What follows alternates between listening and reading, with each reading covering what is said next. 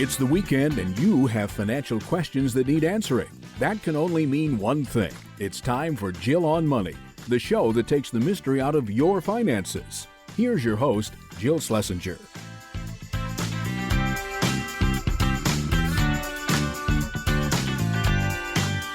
Welcome. It's the Jill on Money Show, the program that takes the mystery out of your financial life. If you have a financial question, just go to jillonmoney.com and click the Contact Us button. Let's get started with Alicia. She's on the line from New Jersey. Hello, Alicia. How are you? What can we do for you? Well, I'm interested in talking with you because I'm about 4 years out from retirement, and so is my husband. We're both public school teachers, and we're going to have 3.5 years without a mortgage. We're looking for a money reset as we relocate after retirement from the school district to Delaware. And we're hoping to sell our townhouse and then reinvest that money in a new property. We're trying to figure out what to do with the money we will be saving on our mortgage, which we pay off in March 2027. I'm sorry, the mortgage we pay off in 2024 until we begin that transition in 2027. How much will that mortgage payment save you every month? About $2,400 a month. Okay, great. When you look at your pensions, what will those pension amounts be in 4 years? We're both looking at about $60,000 a year each. Oh, 120,000. Will that cover your needs? Like 120,000 seems like a lot of money to me, but is that enough for you guys? It is. We have no children, no pets, and we live pretty frugally at about $6,000 a month. Oh my gosh. Okay, no problems at all then. You said you're going to sell your townhouse. Let's just do it as if it were today. What's the townhouse worth now? $400,000. And you moved to Delaware, and is that a downsize or is it an equal size or an upsize? I think we'll probably end up $500,000 on that property because it'll be by the beach. Oh, how nice for you. You're familiar with the area. This is not Yes. like, oh, okay. So it's not like, oh, I've dreamed of this and you haven't lived there. So you're comfortable. You're going to be able to pull the trigger on this. Yes. So now tell us a little bit about the money you've saved. In addition to the pensions, do you have pre-tax retirement accounts or post-tax retirement accounts? We do have about $300,000 each in our 403Bs. Okay, so the 403Bs are both pre-tax, right? Yes. Okay, and it's $600,000 total, right? Yes. Okay, got it. Alicia, how old are you? 51. And hubby? Same age. Okay. Any money that's in a brokerage account? We have about $10,000 in a brokerage account, and then we have about $35,000 in Fulton stock, which has been a gift, which we kind of keep aside in case of an emergency with a family member. Okay. And when did you inherit that stock? It's been trickling in since I was like maybe 30 years old. Oh, gosh. So it's a very low cost basis, Yes. is what you're saying to me. Okay, fine. Any money that is safe in the bank, CDs, I-bonds, anything like that? Just a savings account balance of $40,000. Are you both contributing to retirement accounts right now still? We are. We're both contributing about $900 per pay period. So just out of curiosity, I know that because you have a pension, there's probably no match. So are you doing that to, obviously save money, but also to help with your taxable income, to reduce your taxable income? No, we were just doing it for retirement purposes. Okay. And you said it's next year where you get to save that $2,400 a month, right? That's right, starting in March. First of all, I mean, pretty amazing, Alicia, that you are going to be retired teachers, both be able to claim these pensions. You are in such good shape because you don't spend a lot of money. So congratulations. Thank well you. done. That's great. And then, obviously when you collect Social Security, it will only get better. I think, though, that for the time being, just in this mini time horizon of 4 years, I think it would be good for you guys to start accumulating some money, both in savings and brokerage. At this point, I'm not sure you need to contribute to the 403B. You don't get a match. And I think what's going to be helpful is to have money that has already been taxed. So if I looked at your combined income right now, how much is that, Alicia? About $200,000 a year. Okay. So, I mean, whether you use the 403B or not, you're basically in the 22% tax bracket. Okay? Yes. I feel like go ahead and pay your tax on your earnings. Pay it that 22%. And who cares? It does not have to go into a retirement account. You're going to be in the 22% tax bracket for the foreseeable future because you have income, right? You've got these pensions. So what I would do is in the near term for now, I would say, okay, we're done with the 403B. Pop that right into the savings or brokerage account. Where's the brokerage account held? Equitable. Why is that? Do you have a broker or something? It's just somebody who works with our school system. How do you feel about managing your own financial stuff? Like, not so confident. much. Yeah, not confident. Okay. So a couple of things just to keep in mind. Number one is you can open up an account at Fidelity, or you can just put money in your savings account. Where do you bank right now? Bank of America. I've heard of them. Okay. So Bank of America, for now, what I would do is for the rest of this year, I would accumulate more cash in your savings account. Make sure that you get a good number, like buy a CD if you have to, make sure you're getting a higher yield, or just go to, depositaccounts.com and find a higher yielding savings account. Because what I would like to do is between now and the next 4 years, I want to save up that $100,000 that you're going to need for your home purchase. But what I want you to also remember, and this is not going to resonate this second, but in 4 years, you're going to remember this moment. And I'm going to tell you that when you retire, that Equitable dude is going to come after you to roll over your 403B account with him or her. And I am telling you, do not do that.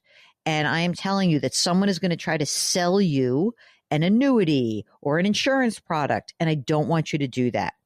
At that time, what I want you to be able to do is to say, oh, wait, I remember Jill told me this. I think I need somebody who's a fiduciary, not an insurance salesperson. And what I would like you to be able to do is either at that time or as you approach that time, you're going to get back in touch with us. We can give you a referral, or you are simply going to go to Fidelity or to Vanguard, and you're going to walk into a situation where you can have a management of your accounts, but not from somebody who is trying to sell you something. Gotcha. So there are services that are available. There's places like Betterment, and Vanguard has a service, and Fidelity has a service, which is like, we'll manage your money and we'll give you some financial advice for a certain lump sum. Like you have to have a lump sum of money. That's what you're going to do with that 403B. I just put that in your head because I know so many teachers who are sold crap on the way out and they don't need it. You're in fantastic shape. You do not want to tie up that 403B money. You don't want to buy a product with that. As far as I'm concerned, I would not put any more money into that brokerage account with Equitable. I would literally just put it in your Bank of America account. That will avoid, I think, any sort of extra, shenanigans from an Equitable broker who is likely to sell you an insurance product. Very good. More of your questions answered when we return.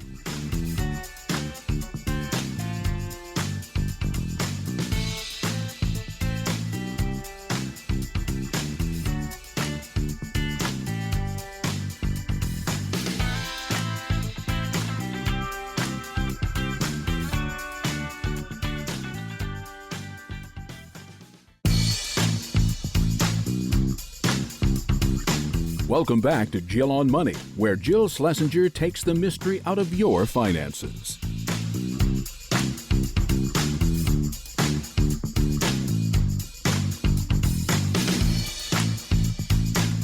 You're back. It's Jill on Money. We are here trying to answer your financial questions. If you have a financial concern, an issue, maybe a big decision to make, just go to our website, jillonmoney.com, click the Contact Us button, and we would be delighted to answer whatever is on your mind. And every now and again, we answer emails. This one is from Sylvia. Last year, I suffered a stroke. I returned to work for 6 months last year, but then left in January to focus on my recovery. The 12-hour days and weekends didn't leave much time for therapy, I'll tell you that. And now I do volunteer work. I want to keep active. And I know that I cannot do the work that I used to do, and I don't want to work those crazy hours. I do enjoy spending time with my family. I'm in excellent health, and the stroke was actually not medically caused. It was an accident. Still, I'm having a hard time finding part-time work. So here's the question. Am I okay to retire? I am 58. My husband will be 60 in October.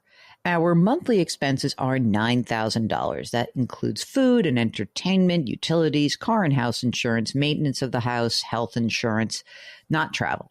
The house is worth $1 million. They have no mortgage. And she says we will eventually move to a lower tax state.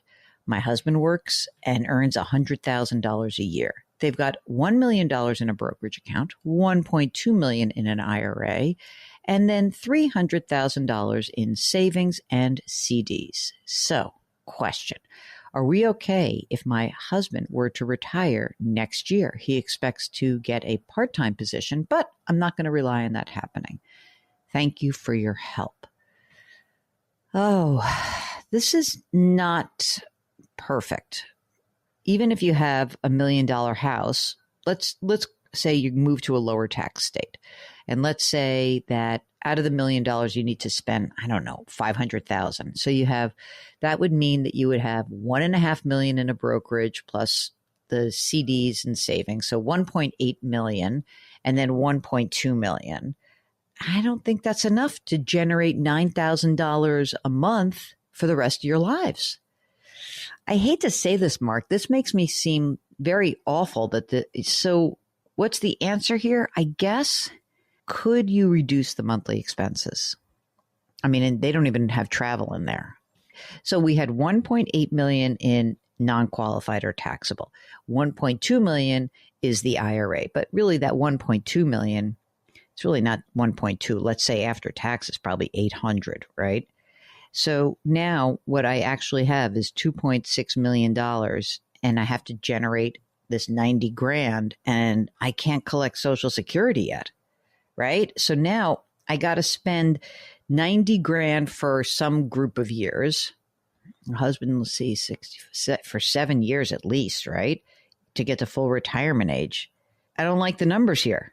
This doesn't work for me. I think that if your husband can delay retirement for a year, maybe two, and I would stop putting money in an IRA. I would keep building up your brokerage account. If you can get some sort of part-time work, then I think, we're talking. But I don't think, as the situation as you laid it out, unfortunately, I'm happy to talk you through it and really learn more about you, Sylvia, but I don't think it works the way that you have just laid out for us. All right. This is Lon, who says, my CPA reports that I have a net $89,000 loss in the stock market in 2022. $3,000 in losses, I know, are the maximum that can be carried over each year to offset gains in 2023, which leaves $86,000 of losses that can be used to offset gains for 23. Can the gains from transitioning from a traditional IRA to a Roth be carried over to offset this loss? No, that would be so awesome if it were. That would be like the most fun thing. You could harvest losses and then do a total redo of your, you basically convert as much of your IRA into Roth to get rid of that tax loss. But here's how it works. These are two different kinds of taxes. You have a loss in the stock market of $89,000 that is capital gains or a capital loss. You can only use those gains or losses against one another. So you can use a loss against a loss, and then you can use 3,000 against ordinary income. But when you actually convert from a traditional to a Roth, it's all ordinary income. So it's a great idea, but no, can't do it. Can't do it. Sorry. Got to wait till you're in a lower tax bracket. Maybe that's the way to do it. Hey, let's do a little Roth conversation from Caleb. And he says, huge thanks to you and Mark for your financial wisdom and great content. My coworker recommended your podcast to me. Shout out to Jenny. And I've been listening nonstop to your thoughtful insights and soothing voice since. And Mark, I got a soothing voice, baby. Me and Barry White. My company provides both a traditional and a Roth 401k. My question for you is whether I should contribute to a traditional 401k, Roth 401k, or mix of both. A little background. I'm 31, single, live in San Francisco. I'm renting $1,000 a month. What could you be renting? I have no major debts. I make about $80,000 a year. I'm on track to max out my traditional 401k. And he's got 44 grand in a 401k, 33 in a Roth IRA, and an HSA with $7,700. I also put $1,100 a month into a taxable investment account, which has, Mark, $150,000, 31 years old. Not bad. Caleb also invests any extra cash that he doesn't spend for the month. I have about 15 grand in cash and high yield savings. Thank you for considering my situation, my question. I've been listening to your old episodes and the interview you had with Ed Slott, Tax Prep Tips of 2017, Mark, inspired me to look into my 401k and send you my first question. Next time I'm going to come on the show live. Grit, growth, grace, Caleb. Oh, Caleb, thank you very much. First of all, you're doing great. You're kicking ass, 31 years old, right? Caleb, I think because of your age and where you are tax bracket wise, I know that California is a high tax state, but I think it makes a lot of sense for you to be using the Roth 401k. And I think the real reason is that chances are you're going to earn more in the future. You'll be paying taxes at the 22% bracket. You can afford this. So I would be maxing out your Roth 401k. And you can then use all the additional money that you have that's, see how your cash flow feels, but you may not be able to put $1,100 into a taxable account. Maybe it'll be $800, but let's see. You're great. You're in terrific shape. As far as we're concerned, you are like the poster child for a Roth. So let's get that going. All right, here's our last question for the day. Oh boy. Mark, this is from Julie. Subject, combining money after marriage. Okay, Julie says, my partner and I are getting married in a couple of weeks. And after we get married, we're planning to combine our accounts and our money. Of course, we immediately plan to update our estate documents and update our beneficiary information. I am looking for advice regarding the best way to combine accounts and handle joint finances. We each have our own brokerage accounts. Mine is in Vanguard, his through Fidelity. Do we add each other's names to them? Does one of us move our money? Is it worth finding a financial planner to look at everything we have going on? Do we have to combine these, Mark? Do we have to? I am thinking if you really want to combine it, you can start a brand new account, open up a joint brokerage account, and each of you can contribute and put the money in that is yours. Or you can just keep these two accounts as is and just open one new joint account. The big question that you need to really consider is who's going to do what? Who is going to be managing the money? Who is going to be paying the bills? These are the things that I would consider to be sort of the bigger issues that you should be considering. Don't put each other on joint credit cards. That's always a bad idea. And I think that's it. I think that'll do it.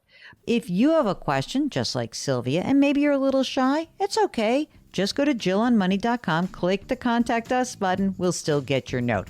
Don't forget to check out all the cool content that lives on the website. You can buy my book, The Great Money Reset, and you can subscribe to our new service. It's called Jill on Money Live. We'll be right back.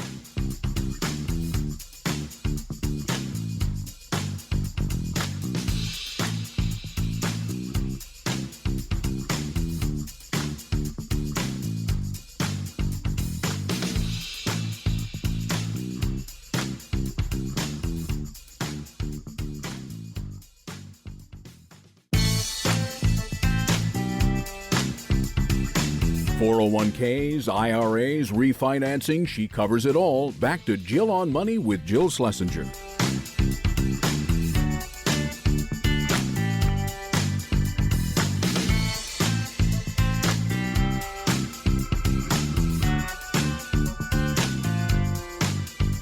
You're back. It's Jill on Money, and we are answering financial questions. Let's talk to Gina from Pennsylvania. Hi, Gina. How are you? I'm well, thank you, Jill. What can we do for you? What brings you to our airwaves?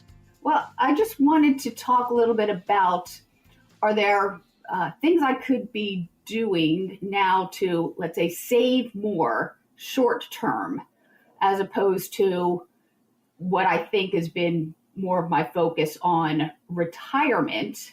And this kind of came to a head over these past couple months when like the effects of inflation from, let's say holiday bills and now groceries and things started to really take effect.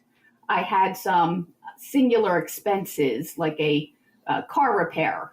I had some electrical work done in the house that were one-time expenses, but they all came due kind of at the same time, as well as my insurance and taxes. So I think over the course of a year, things balance out. But at this point, I was just feeling the crunch of having to dip into savings to pay some of these expenses. And I was just wondering if maybe I could do some reallocation of where I have my paycheck going, shall I say, to have some more, cash on hand. So it's really. Yes, of course. This is like I totally get what you mean. Like I'm being so good. And then all of a sudden, boom, something comes out of the blue and you're like, wait, I got to plunder through all of my savings. That's no fun. So Gina, how old are you? 53. And are you single, partnered, married? Single. Kids? No. Okay. And you're working full time? Yes. How much do you earn? 78 with possibly 8,600 bonus opportunity. Okay. Does that usually happen or not really? It does. Yeah. It does. Okay. Are you using a retirement plan through work? Yes. What kind of plan is it? So my money is going into the Roth 401k. Okay. Roth 401. And is there a match that they have also? There is 50% up to 6%. So effectively 3%. And are you maxing out? Like, how much are you putting in? No, I'm not maxing, but I've been putting in 10% up until this year when I increased it to 15%, because again, I'm thinking, I should be saving more, maybe or maybe not. Okay, fine. I get it. How much money is in that 401k? And give us like the traditional versus the Roth. How much is in there? Yeah. So, well, let me also say, and part of where this greater expense came from, last year, I converted 17,600 in plan. That was the employer match. And I should say that was a portion of the employer match. Mm-hmm. So obviously I had the tax implication of that. So total now in the Roth portion is 114,000 roughly. And then there is, I think, about 7,000 left in various regular, pre-tax stuff. Pre-tax, right. That's great. You did a great job. Awesome. When you're contributing 15%, I'm just going to say, let's say you make 80,000. Let's just make it that. So, you sort of get some bonus, but not. But how's your cash flow? So it's been manageable with that. And then let me say, there's also an employer stock plan that I have been contributing anywhere from 10 to 15%. Wow. That's a lot. Oh, yes. Well, and that's where I'm thinking now, do I need to contribute that much? Can I cut back? Because this is now starting to affect, like I said, what I think cash flow. Yeah. So I'm pretty much a monthly basis, probably taking home about 3,000. Is that covering your expenses about, like not the big stuff, but I mean, the normal monthly expenses? Does that $3,000 a month in take home cover your expenses mostly? It does. And it includes some top line savings, that kind of come out before I start paying the expenses. So yes, so it has. But where I'm finding myself currently is, I don't have any additional savings left over at the end of the month. Do you have money in a savings account right now, or did you basically go through that? No. I still have like 34,000 in a long-term savings. Okay. Is there any other money that you have that's invested, like I-bonds or a brokerage account or an old stock that's floating around? So I have 5,000 that I just put into a CD, a 1-year CD. Okay. And then, yes, I do have a brokerage account that has 389,000 in it. Wait, you just did it like that was no like three. I thought you were going to say $389. You have $389,000 in a brokerage account. That's a massive amount. Is that including? But that does not include the ESOP, right? Correct. That is How much is in the ESOP right now? Right now, it amounts to, given today's stock price, about 35,000. Yeah, we're going to stop doing that. Okay, you got a lot of money. It's like fascinating to me that somehow or other you've like, oh, I had this big expense and now I feel like I don't have money and access. I mean, in your brokerage account, how are you investing that? So I do have a financial advisor who manages that plus my IRA. So I have another, old IRA money. How much is in that IRA? $717,000. Oh my God.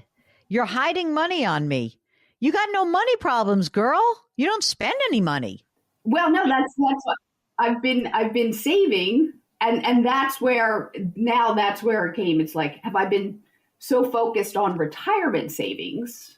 Well, first of all, let me interrupt you for a second. You don't spend any money, and you've saved a ton of money. How much longer do you want to work, Gina? Maybe till 65. Okay.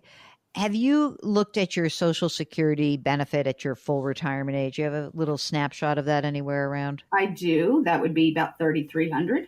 House, how much is it worth? Maybe $400.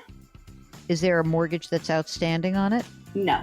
Of course not. If you're weighing long-term versus short-term, we'd love to hear from you. Go to our website, JillOnMoney.com, and click the Contact Us button. We'll be right back.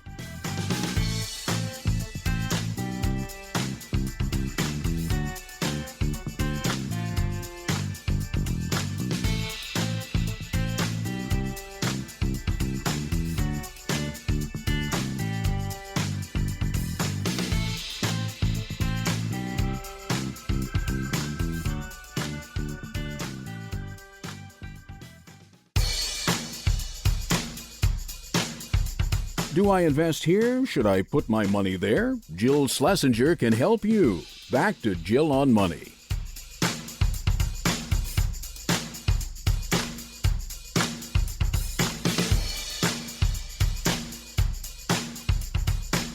You're back. It's Jill on Money. Let's get back to Gina from Pennsylvania. Okay, you ready for your to-dos? First, let's stop the ESOP. That should actually help you relax. All right?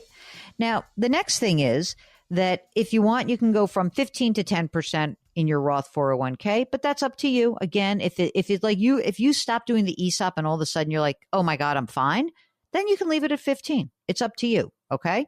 Now, if you then move into this other category, which is like sort of the non-workplace savings and investing. Number one, you have plenty of money.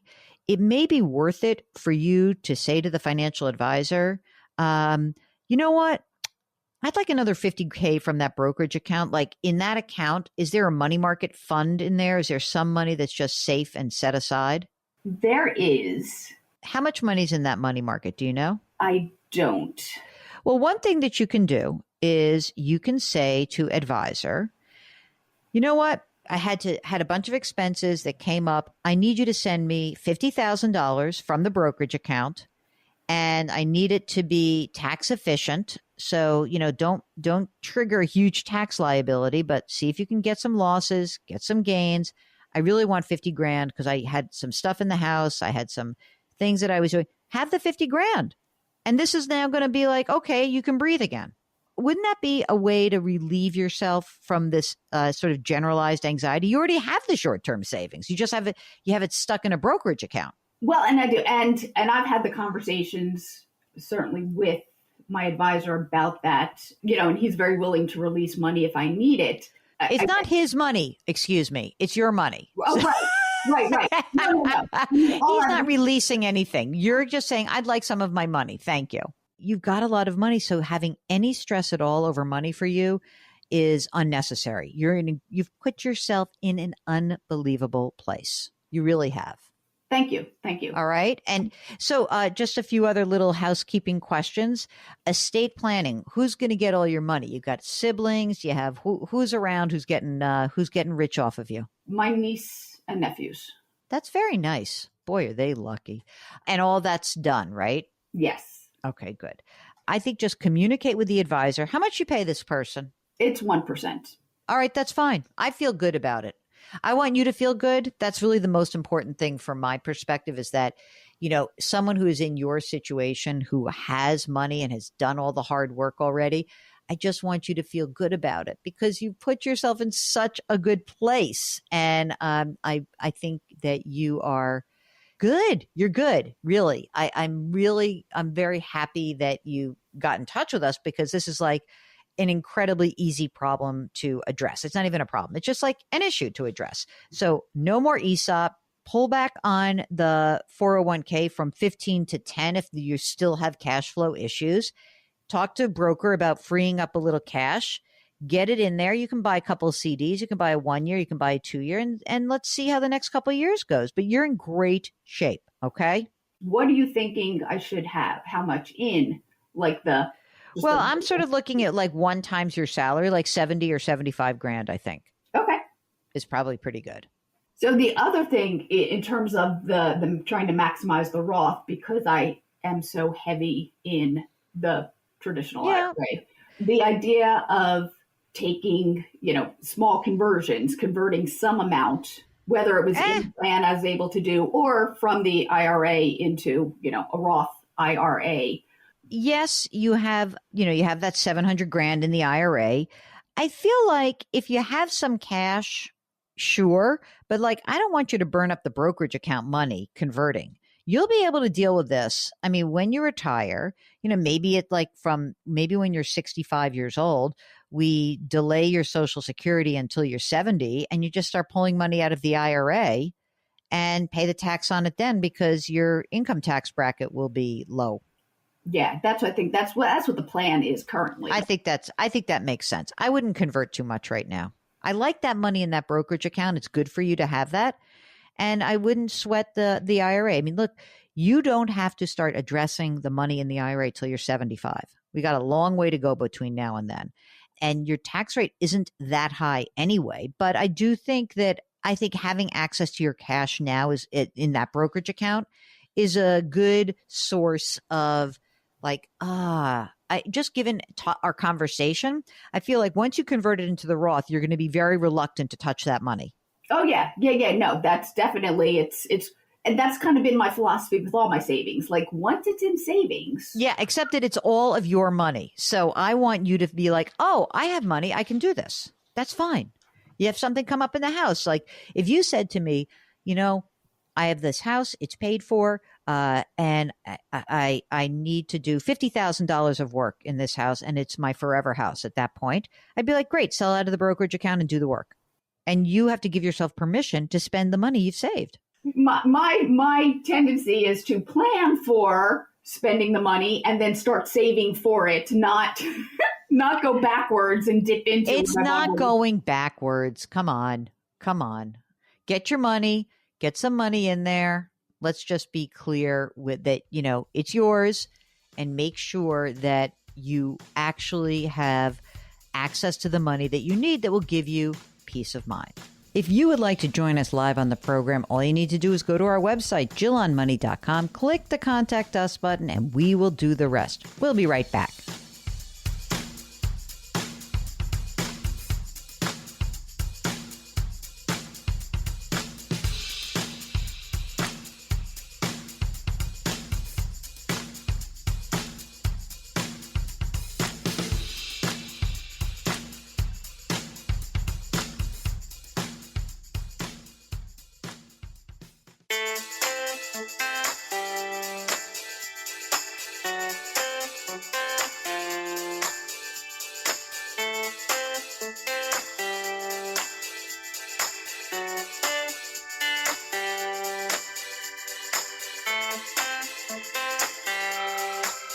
You're back. It's Jill on Money. And remember, there is so much of our content that lives on our website. It's JillOnMoney.com. There's a bunch of free stuff. There's stuff that costs money, but you should definitely check it out, especially our new service called Jill on Money Live. That's where you have access to quarterly live webinars and lots of other bonus content.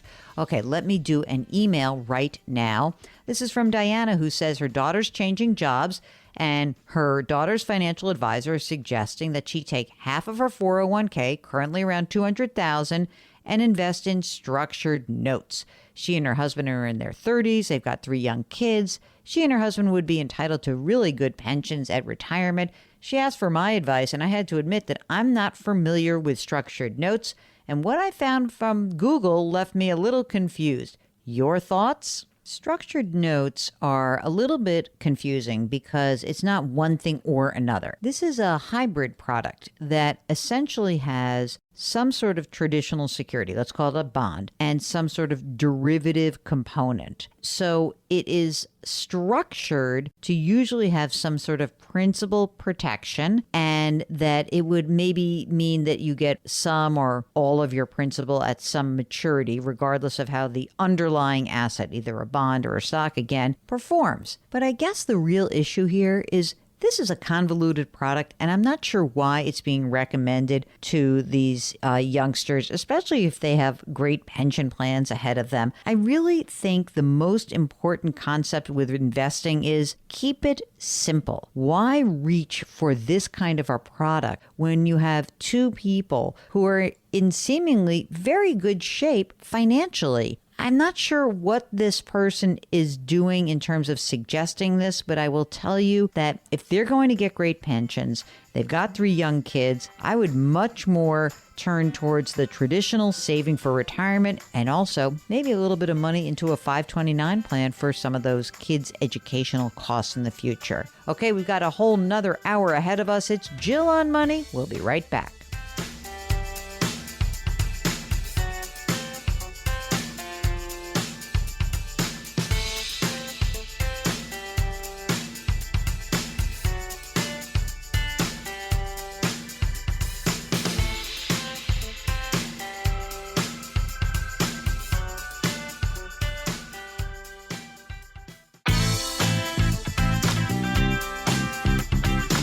It's the weekend, and that can only mean one thing. You're listening to Jill on Money, the show that takes the mystery out of your finances.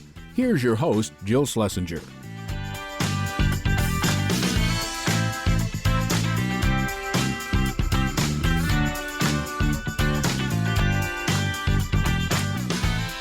You're back. It's hour number 2 of the Jill on Money Show, and we are here answering your financial questions. If you have one, all you need to do is go to our website, jillonmoney.com, jillonmoney.com, and click the Contact Us button.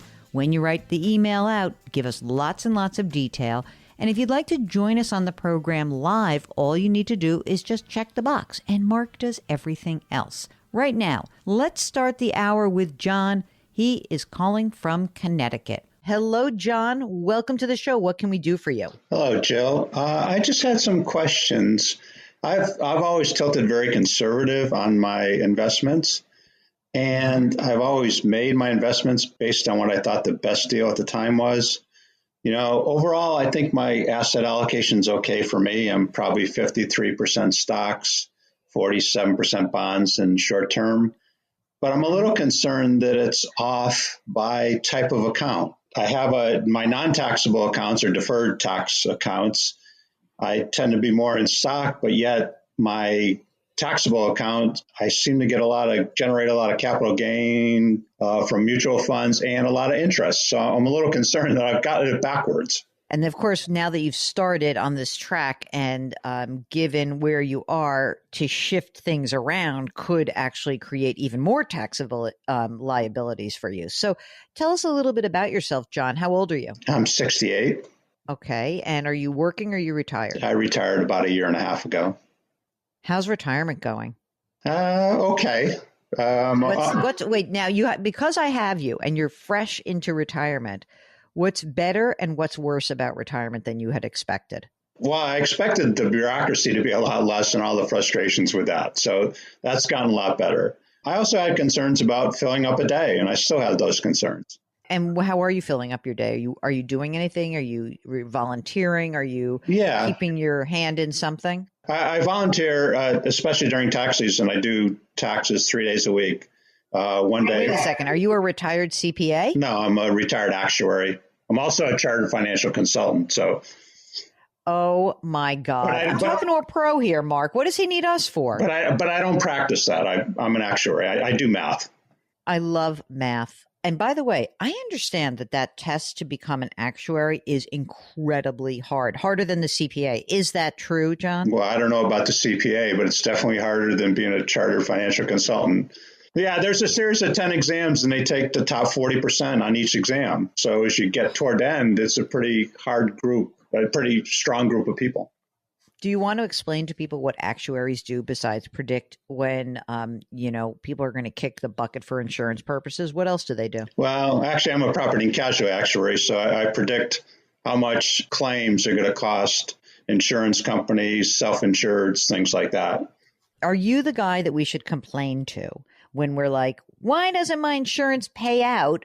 They always say no first. Is that just because when you say no first, a certain percentage of people just fall out and don't follow up and pound the desk and ask for more? Well, I started off as a claims guy before I became an actuary. So I would say no. I think part of it's the understanding of what's covered by the policy. Right, because there's so many people who are like, there's a flood and I want to go to my homeowners, and the homeowners policy doesn't cover, flooding from the groundswell, right? Right. All right, let's get back to you. So are you partnered or married or anything else that I should know about? Yeah, I'm married.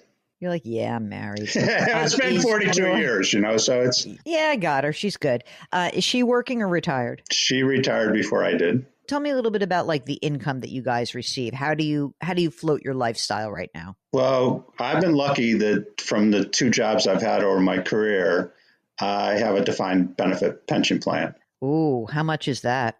Last year was $110,000. And what about your wife? Does she also have any sort of pension, or is she was she in the private sector? We're both in the private sector. She was in the private sector, but she decided to take her pension as a lump sum. Okay. So you've got your defined benefit. Are you guys receiving Social Security yet, or are you waiting till 70? I'm going to wait till 70, but I'm not sure that's the best thing, because I'm going to get more and more taxable income as I get there. So that's interesting. Let's talk about your money that is in non-retirement. So the taxable accounts, how much is in there? For me, about $2 million. And her? Hers is pretty much all in IRAs and 401ks. Okay, so retirement accounts. Is it all pre-tax? I have some Roth, but not a lot. What's the pre-tax portion of the total retirement accounts? Between the two of us, $3.5 million. You screwed, man. You know it. Do I have to tell you the math? The RMDs are going to kill you. Well, unless I do something like a qualified charitable donation or something. Yeah, let's talk about. All right. So, okay, how much money do you guys need to live on? Well, we're living on my pensions right now. And no big deal. Like the 110 covers your stuff. Yeah. So in the taxable accounts, what you're saying is you're generating too much tax liability, right? Yep. Are there any this is funny because you've been investing for a long time. Tell me about sort of the net. Where do you stand capital gains wise on this $2 million of taxable? I presume most of this is like deep gains. Is that right? Not too deep, because the market's been down. But yeah, there's quite a bit in there. And I harvested most of the losses last year to offset my rollover to Roth. Do you have any other plans to continue to convert to a Roth, or you feel like you're kind of done? No, I plan on keeping on doing it at least the next couple of years till I turn 70 and start taking Social Security. Okay. So then at Social Security, what's the benefit amount for you? Oh, I don't know, 50-some thousand, 4,500 a month or something. Do you have a big pile of cash somewhere, or when you are converting, are you then going to be selling more of the taxable account out? No, I'm pretty much paying it out of the pension, because out of the 110,000 of pension, I only clear 70 because I put the rest toward taxes. Okay, got it. So when you say to me that you're generating too much tax, when you look at your account right now, what does it look like what is the allocation? You said it's 5347 overall, but what are the kinds of things that you have in that taxable account? Do you have funds that are creating income there, or are you buying and selling inside of there? No, I haven't bought and sold much lately. So it's 43% in stocks and mutual funds. Mm-hmm. So the stocks aren't generating much, but the mutual funds probably generate between 15 and 35,000, depending on how good the year is. Mm-hmm. And then there's some, a bunch of CDs too and bonds, which are also creating some issues. Well, the bonds aren't too bad, other than I have iSavings bonds mostly, or municipal bonds. So the iSavings bonds are, again, just pushing off the problem down the road. But yes, those will be good for someone who inherits it for you. That'll be their problem, right? Right. We'll get back to John in just a minute. If you've got a financial concern, something you're weighing in your brain, shoot us a note. Just go to JillOnMoney.com, click the Contact Us button, and we'll do the rest. We'll be right back.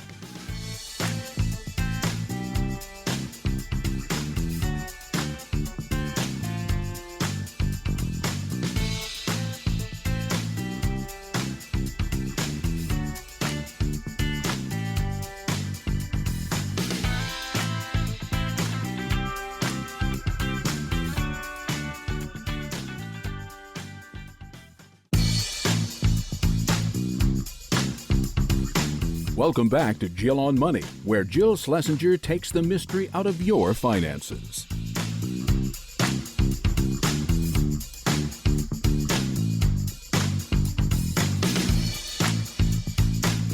You're back. It's Jill on Money, and we are delighted to chat with you every single weekend. But if you would like more of us, all you need to do is head to our website, JillOnMoney.com. JillOnMoney.com is where all of our content lives. We have 2 podcasts. You should check those out. We've got a blog section, videos of my recent appearances on CBS, the links to the book, The Great Money Reset, that's right there on the website, and our free weekly newsletter. If you want to spend a few bucks, you should check out our new service. It's called Jill on Money Live. That is where you have access to quarterly live webinars and lots of cool bonus content, some special interviews that we will not be airing on this show. You can only get them behind the paywall. And when I say paywall, it sounds fancy, but it's only $35 for a year. $35, 4 webinars, lots of special content. Pretty good deal if you ask me.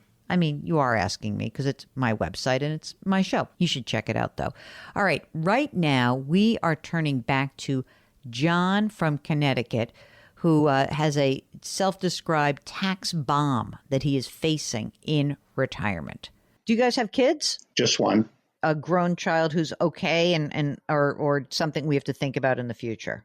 No, he's okay. He's 40, living in Ireland with a partner and a 2.5-year-old daughter.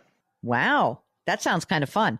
All right. So is the general game plan then continue to convert, pay whatever you need to pay out of your cash flow, and then at age 70, you claim Social Security, and then at 70 and a half, you're going to do the QCD and you're going to take $100,000 of low cost basis and throw it into QCD land and start to, or are you going to maybe even think about doing a charitable trust, maybe at a Fidelity or one of the big companies, and front loading giving for the future, or both? Yeah, both, I would say, because I already have a charitable trust set up at Vanguard. Okay, great. How much is in the charitable trust? Only $35,000 so far. So are you now thinking about how much you actually want to push into charity? I could see how we can make a lot of your taxable income, especially the low cost basis stuff. I would love, especially if you've got something that's just really low basis, like, hey, I've owned this S&P 500 fund forever, and then just gift that into the charitable trust, and start over. Yeah, I understand that. Yeah, I've actually done, the last one I did was some energy stocks that have gone up crazy, doubled in the last 2.5 years. So, okay, the reason why I think that's a really good idea is that might help us actually attack the asset allocation tax problem. Then if you wanted to, as a CD came due, maybe you would reallocate that in a way to be a bit more tax efficient. I mean, it's not the worst thing in the world. You got tons of money. You don't need a lot of money. All this money is being great. You have that actuary mind, which is I want to be smarter about making sure that I'm not paying more in taxes than I need to. Is that right? Right. Yeah, I don't mind paying the government, but I just don't want to pay more than I have to. Right. And I think that the idea of using both the QCD, a qualified charitable distribution, Yeah. and the Vanguard Charitable Trust are ways for you to reallocate and not make yourself too crazy. I mean, you live in the state of Connecticut, but you've got Connecticut muni bonds. So I don't think it's the hugest problem. I think that you're dealing with the larger issue, which is you've got a slug of money that is pre-tax that's going to, when you turn, in 5 years from now, when you do turn 73, is going to just create an awfully big tax liability. Right. Are you on Medicare right now? I am. Can you tell me a little bit about whether or not you're, I have to imagine just because of your income and these conversions that you are subject to IRMA, to that extra surcharge? Yes. If I looked at your tax return last year, what was the AGI?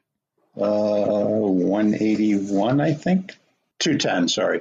The taxable is 181. I really wouldn't care that much. I mean, you know that if you're dribbling this out and you're doing the conversions a little bit at a time, you have over the next 5 years to kind of get the money out, and you'll pay more in Medicare, right? You'll pay $200, $300, $400 a month, whatever it ends up being. Yep. But at the end of the day, I think limiting those required minimum distributions is kind of a game changer for you. Right. Because if we look, let's say, you're 75 years old and you have to take 4% out of $3 million, that's like a real number. Yeah. And I don't know where tax rates are going. I don't know what you think, but we tend to sort of bet on tax rates going higher in the future, not lower. Do you agree with that? I do agree with that. So I think to me, I appreciate that tax liability is no fun. And I think that you're already managing this, but I think the way out of this bigger issue is to try to convert as much as possible today in the next 5 years, and then take advantage of the charitable trust, the QCD, and work your way back from there. I mean, you're in great shape, obviously, presumably because you're an actuary, and I think that actuaries probably dot their I's and cross their T's. You have your estate planning done, correct? No. What?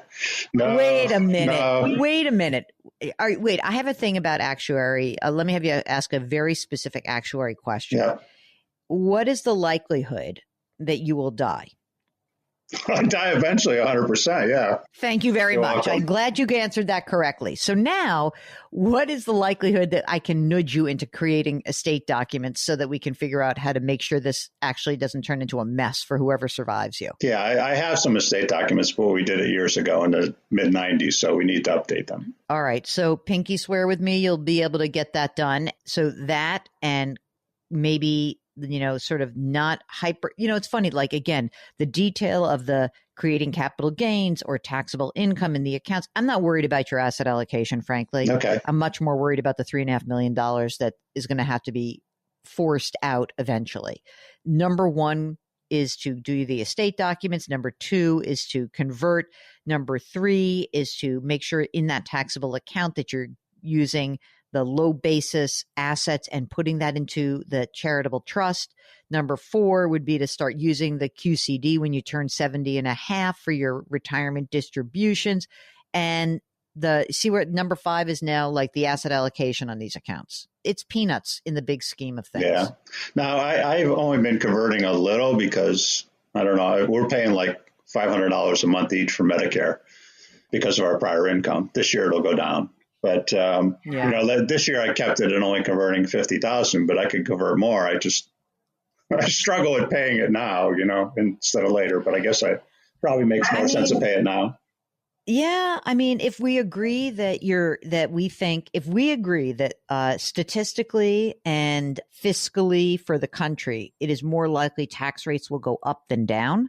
That suggests that converting more now, paying your tax at 22 or 24% makes the most sense, even if you have to pay more for IRMA. Because look, frankly, the tax rates are due to sunset in 2025. So, I mean, I don't know what's going to happen, but, I just do think that rates will rise in the future. I do. Yeah. The only thing is I have to pay them where my heirs may have to pay them if I don't pay them now. Yeah. I mean, but that heir could be that nice wife of 42 years. Yeah. But she doesn't need the money. She'll still have my pension. I did 100% joint and survivor on both pensions. So think about this. Even if that's the case, even if it's like, I don't like to pay, now you're showing me that actuaries actually have hearts and emotions. So I'm glad to hear that. That's nice to know. But I would say this, even so, the math works better to say, let me pay the tax now. I got the money to pay it. And it does make more sense. But nothing's bad's going to happen to you, John. You know that. Yeah. So otherwise, get those estate documents. That is a pain in the neck, and that is something you can do now. If you are like John and you've got this really good problem, but, it's still a problem and you need some help, we would love to be that help. Mark and I are both certified financial planners, and we love answering your financial questions. Just go to JillOnMoney.com. JillOnMoney.com is the website, and click the Contact Us button. We'll do the rest. The Jill on Money Show will be right back.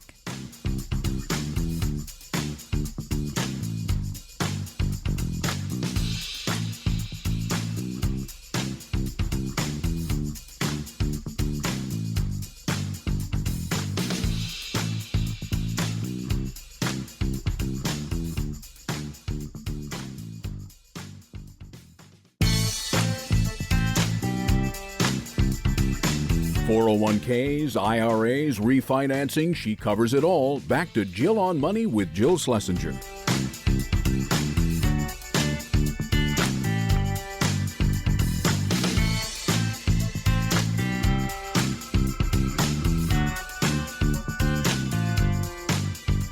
You're back. It's the Jill on Money Show, and we are here answering financial questions, or actually larger life questions that require a little bit of financial contemplation. So if you're going through a big career shift, if you're considering a downsize, an upsize, if you're trying to figure out how you're going to juggle all of your different priorities, just give us a holler. Go to JillOnMoney.com, click the Contact Us button, complete the form, and just click the box that says you would like to come on the air, and Mark does everything else. But if you don't want to come on the air, we get it. If it's a little bit too daunting to share your stuff, even though you can change your name and we can make a few little details go away, even if that's the case, no worries. Just shoot us the note, give us lots of detail, and we do read your emails as well. In fact, right now, here is an email from Matthew, who is following up because he spoke with us a few weeks ago. And he says, a bad week for me and the Cardinals. And he said, this is about moving money into an annuity. And he says, we currently have $1.75 million diversified 50-50 and $25,000 in individual stocks in traditional and Roth IRAs and his 403B with TIAA. Then he says, we've got savings that can cover 6 months of bills. Our health insurance is covered until we both turn 65. That's through my company. The house is paid off. And he says, and both kids are paid off. It's a funny way of putting it. I retired at age 60, right? 2 years ago. And my wife is retiring at the end of this year. So we are both going to be 63. Our certified financial planner suggested that we take out $320,000 over 4 years and put it in CDs for guaranteed income until we reach 67. That's our full retirement age. I fear that, as my grandmother used to say, I was clear as mud when we talked. We have not yet spoken with TIAA about annuities because my wife has been working 60 to 70 hours a week, but plan on inquiring in June and July. Would you suggest the TIAA annuity over the CDs in this case? Well, here's what I don't understand. Where are you going to float your income needs between age 63 and full retirement? You have plenty of money. So now we're just talking about what is the best way to do that. Now, if you've got a Roth IRA, we're not going to touch that, right? You've got a traditional retirement account, you're not going to touch that. She has a 403B. I think she's still working, right? And so the question is, should you annuitize the 403B and just turn that on and say, give me a certain amount of money every single year so you can get this income? And I think the reason why we were suggesting the annuity was that we could get the money out of the account and then reduce the amount of money you had to take in required minimum distributions down the line. I think that when we spoke to you, you had said that your CFP was suggesting that you purchase an annuity. I think that was the issue. If the CFP is saying take some money out of the traditional account a little bit at a time and put it into some sort of CDs, I'm not exactly sure why you would do that either. Why don't you just take the money that you need to live between now and the time you can qualify for your full retirement Social Security benefit? I'm not sure why we would use CDs unless he wants you to take a big, huge amount of money and lock in some CDs for the next 4 years. I guess that's possible. Then you have a tax event. So, and Matthew says at the end of his email, P.S. I love the Great Money Reset. I'm buying copies for my 2 millennials. I think it should be required reading in high school and college. That's nice. Thank you. I appreciate it. This is from Amanda, who says, you often say a person needs a will. I completely agree. I created mine about 10 years ago. Do you have recommendations on when a will should be updated or rewritten? I would think it would be life situation based, but I wanted to check if you thought there should be a timeline aspect as well. My will was drafted by a lawyer and witnessed appropriately for the state I lived in at that time. I've moved within the U.S. and internationally during the last 10 years, living in 5 states and 2 locations overseas during that time. I have not added a spouse or children to the mix during that time. The only changes are growing investments and selling of real estate. Okay, so you're right. Many people make these decisions based on life circumstances, milestones. In your case, though, because you're moving around a lot and maybe because some of your state of domicile rules could change, I have often believed that it's at least worthwhile sitting down with somebody in wherever you're living, whatever state you live in, and review what you have. And if there needs to be some updating, you can just update it or you can make an addendum. But I would have it redone, I would say every 5 years or so, or subject to some sort of life event. So good question. Okay. Here's a question that comes from Stan, who wants to know, why do I talk about full retirement age for planning instead of waiting until age 70? Why do I default to full retirement age? Look, I default to what I think people are really going to do and then work from there. So you can see, like in that previous conversation that we were having about claiming Social Security, that, it's hard enough to get people to wait until their full retirement age. I would love it if everyone could afford to wait until they were 70 and max out, but it's not actually doable for many people, either because they're in poor health or because they have income needs. So sometimes it's just nice. They want to start the clock. They get it going. Fine. It is better if you can wait until age 70 because you get about an 8% increase every year. So I think that that's well worth waiting. But again, if you're in poor health, you don't wait. And if you have income needs, you can't wait. And also, by the way, you notice that people are much more willing to claim Social Security and take a slightly lower benefit rather than start pulling money out of their retirement accounts and paying tax on it, which cracks me up because the reality is that sometimes paying that tax is the smartest thing you can do. It's just hard to do. I know. We'll get back to the Jill on Money Show and more of your questions in just a minute. If you have a financial question, just go to JillOnMoney.com, click the Contact Us button. We will get your note. Hey, while you're on the website, don't forget to sign up for the free weekly newsletter every Friday. We'll be right back.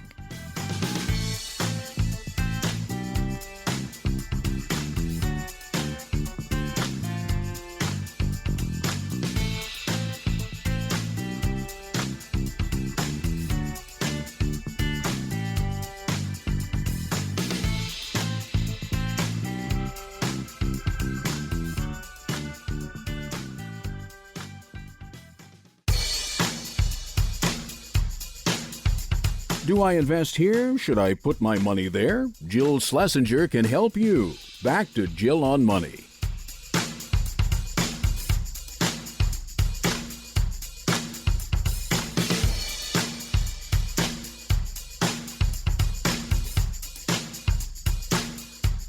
You're back. It's Jill on Money. And if you can't get enough of this program, I have a wonderful idea for you. You should check out the podcast. It's called Jill on Money. And there's a second podcast called Money Watch. The Money Watch one is kind of fun because Mark is the co-host of that show. And that makes it a little bit different energy because, you know, Mark may have a slightly different way of thinking about a financial problem. And there's not only one way to get where you want to go. That's why can be somewhat confusing, but there isn't an answer. If you want maybe a better answer, give us a holler. It's jillonmoney.com. And of course, contact us. Right now, let's go to an email. This is from DK, who says, I'm a devoted listener to your podcast, and I think you both give the best advice. And I've also read both of your books. Thank you. Hey, everyone who has not read both of my books should buy them on my website, jillonmoney.com. Okay. DK says, my husband is 65. I am 64. We've been retired for a few years. We both collect state pensions and are entitled to Social Security. I know we're fine now, as together our pensions total $8,100 gross a month. We've got a savings account to cover $40,000 of unplanned expenses prior to collecting Social Security. They only spend $6,700 a month, which does not include travel. House is worth $350,000. There's no mortgage on it. Cars are paid off as well, so we've got no debt at all. At full retirement age, we will receive $2,500 per month from Social Security. Combined, we have $250,000 in traditional IRAs, $350,000 in Roth IRAs, and $200,000 in a brokerage account that contains bonds and mutual funds. We have not had to touch our investments and don't anticipate doing so over the next 2 years. My question, can we both take Social Security at full retirement age so we can travel and purchase a new car in 2 years, as my car is 10 years old? Okay, here's the concern. If one of us were to die, income would drop to $5,900 a month from pension income. We'd lose one Social Security check. So the surviving spouse would have a gross income of $8,400 a month from pensions and Social Securities. I'm thinking it should be enough to cover the basic needs of one, including some travel. If one of us were to wait until 70, the Social Security check would be $3,100. I know that's a significant increase, but here we go. Our child and grandchildren are relocating to Europe next year. Oh, they wanted to go there frequently. And also, they've got no long-term care insurance. It's not an option. I've got pre-existing conditions. Okay. I need reassurance that taking Social Security at full retirement age for both of us is okay. I hate the thought of waiting and regretting it, but I'm a worrier, and I want to be assured that I'll have enough money to cover any future needs. Thanks so much, DK. I mean, you have money. I'm just looking at this for a second. Why am I so concerned about this? Why can't you just take the money that you need for travel out of the traditional IRA and pay a little bit of tax and wait until one of you is 70? What do you think of that, Mark? What do you think? I'd like both of them to wait till 70, I think. But what do you think? Yeah, I was thinking at the very least, one of them waits till 70. If one of them wants to take it at the full retirement age, okay, fine. But I don't really see a real need why they both have to. They got a lot of money that they're not even touching right now. That's what I think. I don't understand why you would. I don't see why at this point either of you would take Social Security. It's at the full retirement age. I think you can delay it, and I would start pulling some money out of your IRA. You probably are not going to need any of it. But if you both wait till 70, you're in so much better shape. Why don't we just try to, for the first, when the kids move to Europe, what if, you said right now you've got $8,100 gross and you spend $6,700, not including travel. So let's just say gross to net, you're basically breaking even. How much travel are you going to do? You're going to spend $20,000 a year extra to go back and forth to Europe a few times? Take $20,000, take $25,000 a year for the next few years out of the IRA, and just don't wait and do that. Pay the tax that's due at your current tax bracket. And, for you guys, it's probably 22%-ish, maybe it's mostly at 12%, but some is 20. You don't have a lot to write off, but, I would take the money out of the IRA, take 10 grand out now, add it to your taxable income, pay the tax, build up that account that is the brokerage account. You've got stuff there, free up, make sure that you have 25 or 30 grand in cash all the time in some account that you can access that's beyond your actual emergency reserve fund. Use it to travel. And at least one of you should wait until age 70. At least one. And I think both. And then you just reduce the RMDs that are coming. Yeah, and the required minimum distributions are coming at age 73 now for these guys. I think it's 73 for them. Let's get all the money out of that, pay the tax and move on, or a bunch of the money. Okay? If you have a financial question, if you have something that's eating away, or just a question about something even going on in the economy, it's okay. Whatever it is, we're happy to help you out. The website, JillOnMoney.com, and then there's the Contact Us button. While you're there, check out the blog, check out the resources section, and check out some of the videos that we've posted from my appearances on CBS News. Jill on Money, we'll be right back.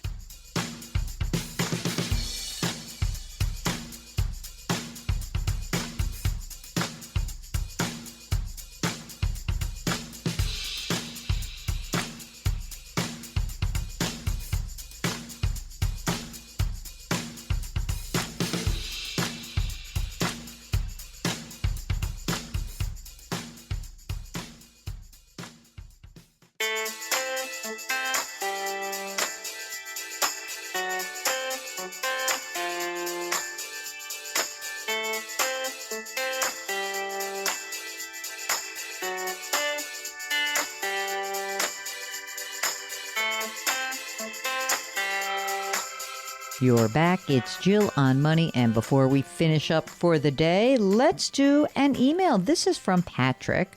I turned 70 years old this fall. And this year, 2023, I am going to start to transfer funds from my traditional IRA brokerage account into my existing Roth IRA brokerage account. Now, this will lower the IRA balance that will be subject to required minimum distributions that I'm due to take when I'm 72. The withdrawals will be limited to keep our income within the 12% tax bracket. The question is, will the transferred funds be taxed as ordinary income?